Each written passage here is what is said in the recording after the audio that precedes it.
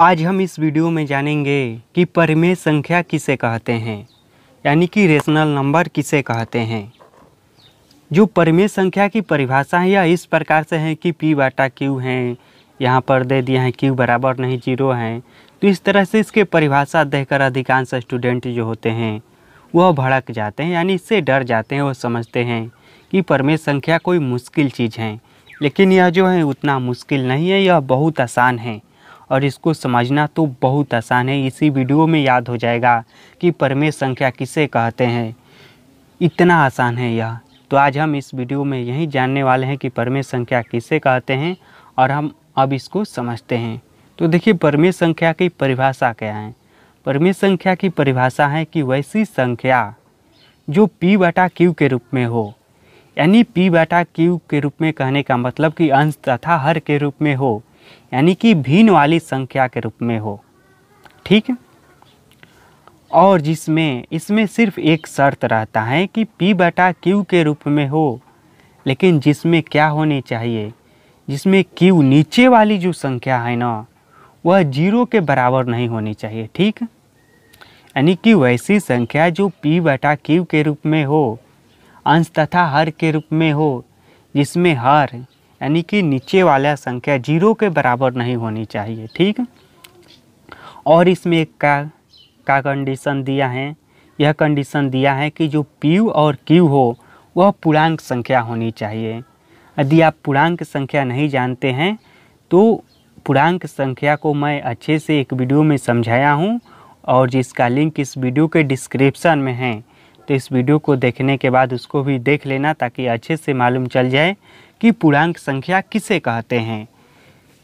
तो चलिए हम अब अपने मुद्दे पर आते हैं। तो हमारा मेन मुद्दा यह है कि परिमेय संख्या।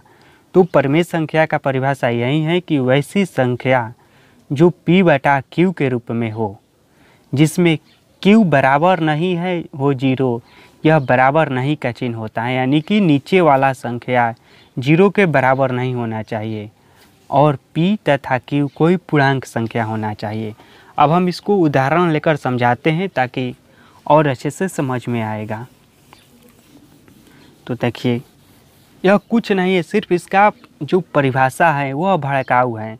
उसको देखकर ऐसा लगता है कि समझ में नहीं आएगा या कठिन है, लेकिन यह कठिन नहीं है। देखिए क्या कहता है कि P बटा Q के रूप में हो और जहाँ कहता है कि Q बराबर नहीं 0, और क्या कहता है P और Q कौन सी संख्या हो, पूर्णांक हो।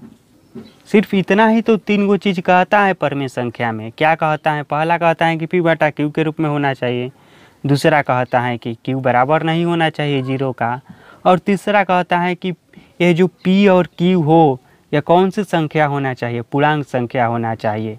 सिर्फ इतना ही 3 गो याद रखना है और परिमेय संख्या का परिभाषा हो जाएगा। देखिए, जैसे कि हम मान लेते हैं कि यह कहता क्या है, जैसे कहता है कि 2 बटा 3, ठीक है। यह देखिए, यह परिमेय संख्या है। क्योंकि परिमेय संख्या इसलिए है क्योंकि यह P बटा Q के रूप में है, यानी कि ऊपर इसको P मानते हैं, नीचे Q, ठीक, इस रूप में हो जा रहा है।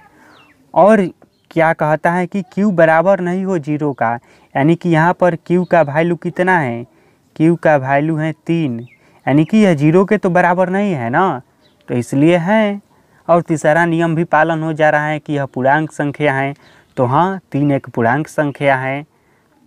संख्या लेकर देखते हैं, जैसे हमने ले लिया कि 5, छोटा 5 है, ठीक। तो देखते हैं कि यह क्या परिमेय संख्या है। देखिए,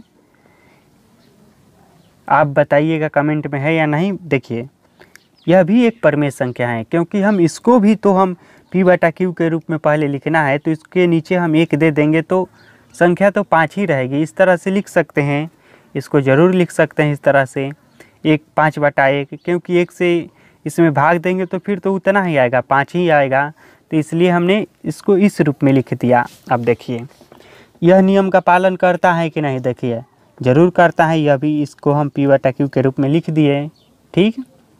अब देखिए, क्या यह इस नियम के पालन करता है, हाँ करता है। इसमें Q बराबर कितना है, इसमें 1 है, 0 तो नहीं है ना, 0 नहीं होना चाहिए, 0 को छोड़ाकर कुछ भी हो लेकिन 0 नहीं होना चाहिए। और इस नियम का पालन करता है कि नहीं कि पूर्णांक संख्या है या नहीं, तो एक भी एक पूर्णांक संख्या है। अब हम समझते हैं कि आखिर कौन सी संख्या हो सकती हैं जो कि परमेय संख्या नहीं हो सकती हैं। ठीक, तो जैसे में मान लीजिए यह है 1, ठीक, भाटा में 0 आ गया,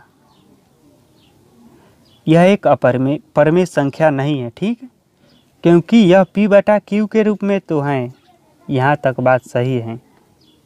यह पूर्णांक संख्या भी है 0, लेकिन यह कहता है कि यह 0 के बराबर नहीं होना चाहिए नीचे वाला, और नीचे वाला इसमें 0 के बराबर है, इसलिए यह परमेय संख्या नहीं है। जब परमेय संख्या का उदाहरण देना होगा, यानी कि एग्जाम्पल देना होगा, तो कोई भी संख्या लिख दीजिएगा। 1, 2, 3, 4 ये सभी जो है परमेय संख्या हैं। या फिर इस तरह से भी लिख दीजिएगा, लिख सकते हैं 1/2, 3/4, कोई भी संख्या इस तरह से बटा में कर लिख दीजिएगा। कितना भी लिखेंगे वो सभी परमेय संख्या होगी। ठीक, सिर्फ इतना ख्याल रखिएगा कि नीचे वाली संख्या 0 के बराबर नहीं होना चाहिए। और पूर्णांक में लिखिएगा, ऐसा नहीं कि लिख दीजिएगा √2, √5, तो ये सब जो है परमेय संख्या नहीं है। सिर्फ पूर्णांक वाली संख्या ही परमेय संख्या होती हैं। और एक बात, माइनस में भी लिख देंगे ना, -5, तो यह भी एक पूर्णांक संख्या है। देखिए -5 क्यों पूर्णांक संख्या है, क्योंकि इसको भी तो हम 5/1 के रूप में लिख सकते हैं। यानी कि इसके नीचे यदि हम 1 से भाग देंगे तो सिर्फ इतना ही तो आएगा, -5। और इसमें क्या कहता है, p/q के रूप में लिख दे। पहला नियम तो इसका पालन हो गया। दूसरा कहता है कि q बराबर नहीं 0, हाँ इसमें 0 के बराबर थोड़ी है, यह तो 1 है इसलिए है। और कहता है कि पूर्णांक होना चाहिए दोनों संख्या, तो -5 भी पूर्णांक है और 1 भी पूर्णांक है, तो इसलिए -5 भी परमेय संख्या हैं। और देखिए यदि -5/7 लिखे तो यह भी परमेय संख्या है। ठीक, तो इस तरह से हम परमेय संख्या का उदाहरण दे सकते हैं। अगले वीडियो में हम जानेंगे कि यह परमेय संख्या क्या है। फिलहाल इस वीडियो को हम यहीं पर ख़त्म करते हैं, क्योंकि वीडियो अब अधिक लंबा हो जा रहा है। तो यह समझ में आ गया होगा परमेय संख्या क्या है, तो नीचे कमेंट में ज़रूर बताना। धन्यवाद।